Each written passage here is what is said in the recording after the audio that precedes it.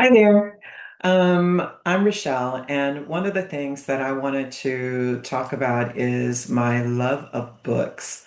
This is a rough time in our country for me, and I recently saw something on social media where folks were like burning books in the street, and there's book bans, and that combined with what's happening with voter registration and voter suppression, it's a rough time for me. And so I thought about what I really, really love and maybe how I could be a very, very small light in a time of darkness to share some of the books that I love. I feel like I'm wanting to even read more now that some of these rights are being threatened. So my mom, who has been blind all my life, taught me to read at a very young age because she needed someone who was going to be able to like read her mail and help her fill out her bills. This is before we pay bills online. And as an only child, I remember just filling my world with books. This is before like video games and all of those other things. And reading was an escape and also a pleasure and also a joy. I still love to read. I am surrounded by books. You can't tell, but I have an entire bookcase that sort of brackets me here in my office. I've got bookcases across from me. I've got bookcases above the windows. And when I redid my office, I had tons of books that have now been relegated to my basement, but I refuse to throw them away.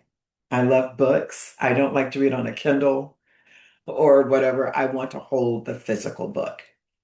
So, what I thought I would do is, again, in an effort to bring just a little bit of joy into a time where everything seems very, very dark and dim, is to share some of my favorite books and what I'm reading. And I think I'll do this periodically just to, I don't know, just to create a sense of we still need to be reading, even when folks are trying to tell us not to.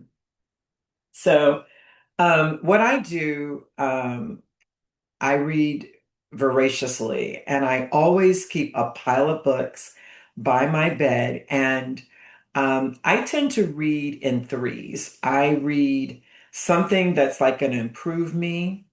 I read a murder mystery always. And then, like something else that I find interesting, that's keeping me engaged. But always the murder mystery. I'm always going to read a good murder. And then always wanting to improve. So I rotate those three books, but I read them simultaneously because sometimes, I want to read all about the murder and then I'm done with that, or I want to take a break from that. So I rotate three books as I'm reading. So I wanted to share some of my favorite books right now. I think the first one that I'm always excited when I read a book and it's something different, something I haven't read before. Sometimes things are kind of formulaic. I can anticipate what the end is going to be, but to read something that goes, oh, this is different is amazing. I want to share this book, Sky Full of Elephants by Cebo Campbell.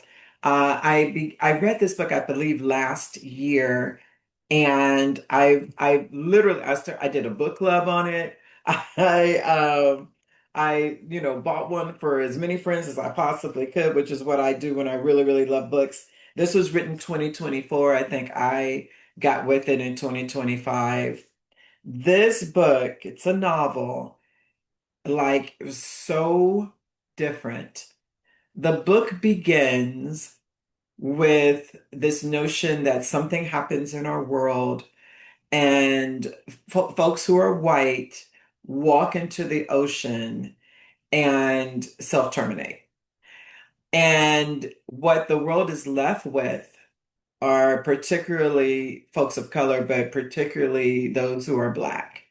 And what our world becomes when we are not under the auspices of white supremacy, the auspices of the white gaze, when we are not bound to traditionally white designed norms and mores, and just thinking about what true liberation could be for Black people and for folks of color. This is it. I strongly urge you to check out this book. And for those who feel like, oh my God, that beginning is horrible, apologies. But it does speak to a notion of how much our own liberation has been tied to like proximity to white supremacy, right? That um, specifically when you talk about Black people and freedom, it was like if we could just get in the room with white people, if we could just be at the table with white people, if we could just go to school with white people, we would suddenly somehow be okay and be equal. And this book really sort of debunks that we don't need any of it. It is amazing and liberatory in and of itself. And I hope you read it. A book that really changed my life that I'm actually talking a lot about in the book that I'm currently writing is The Body is Not an Apology by Sonia Renee Taylor. This book, rarely do I find a book that I go back to and like reread and re-highlight. This is an amazing, amazing work that really speaks to the notion of what does it mean to radically love oneself. Not like self-care, but more like what would it be like? What could it mean for me to radically love myself and to love my body, right? And I'm not going to say too much because when my book comes out, I'll be talking about it and wanting you to get it. But this notion for Black women specifically for Black plus-sized women in a world mired in whiteness, what does it mean for us to love our bodies and therefore to love ourselves radically? This is it. And shout out to Sonia Renee Taylor.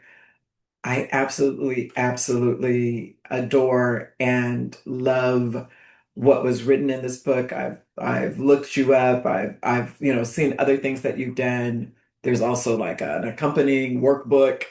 Um, Everybody loves a good workbook. I mean, I this is a book that really shifted my perspective. And so for those of you who are interested in having your perspective shifted, I certainly hope that you get this book. And then I'm just going to be honest. I love murder mysteries, and I began reading Nora Roberts before she had a pseudonym of J.D. Robb and started her In Death series. This series began in 1995. Okay, so let's not talk about how old I was then.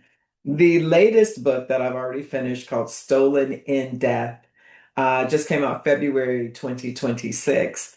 I have both the beginning book, Naked in Death, which was the one from 1995, and this book. In between these two books, she's written 60 main books with the same characters and 11 short stories. And what's amazing about that, um, J.D. Robb, as the pseudonym, builds this character. So when you start like from the beginning, she actually builds the characters. Her world expands from this one female cop who experienced tremendous amounts of trauma and doesn't even remember her name to getting married, having friends, expansion, expansion, expansion. So the world that J.D. Robb has created around this one main character named Eve continues to expand and is amazing and is great. And I think that it's one of the better books. I know there's lots of series of like murder mystery series and all those other things, but this is one of the better series, female dominated. I do wish that in some of the earlier books that JD Robb had like a black person that when she introduced a black character, that black person could help her with some of the idioms that she chooses to use back in 1995. But I've stuck with her and I've watched her grow over time, both in this series and in other series that she's written as an author. But what I really appreciate is how the world that JD Robb creates around Eve Dallas, who is the protagonist, it just becomes like a world that you keep going back to. It's like, oh, let me check in on these characters. And she layers it beautifully. JD Robb layers it beautifully around this character so that over 60 books, right, you feel like you're still learning and growing. And every book has a major murder mystery to solve. So I really like it. I suggest that you start with the first book that you can probably find somewhere. Don't jump in the middle because you need to get all of the history of these characters. So those are my three: Sky Full of Elephants, and then The Body Is Not an Apology, and then the In Death series by J.D. Robb.